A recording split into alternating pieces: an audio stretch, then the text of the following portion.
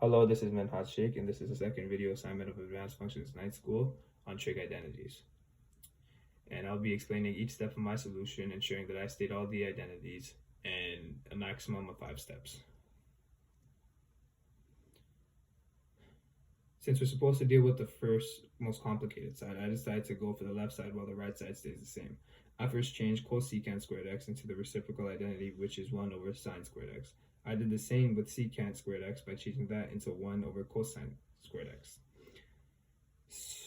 Second step, since the two terms are adding together, I have to find a common denominator. So I'm multiplying the denominators together, and whatever I do to the bottom, I must do to the top. I multiply cosine squared x by 1, which is over the sine squared x. Then I multiplied sine squared x by 1, which is over the cosine squared x.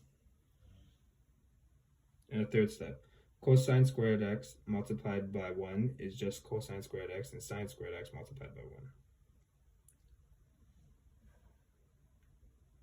Into the fourth step, I use the Pythagorean identity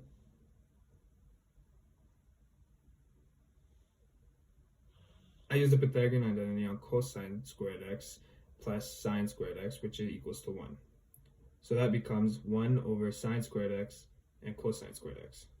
On the fifth step, I decide to separate sine squared x and cosine squared x by changing it into 1 over sine squared x, multiplying that by 1 over cosine squared x. We needed 5 steps, but I decided that we needed to do the last step, which is necessary. 1 over sine squared x is the reciprocal identity of cosecant squared x. So I switched that into cosecant squared x, and then I did the same to 1 over cosine squared x by changing that into secant squared x by using the reciprocal identity. Therefore, LS equals RS. In the end,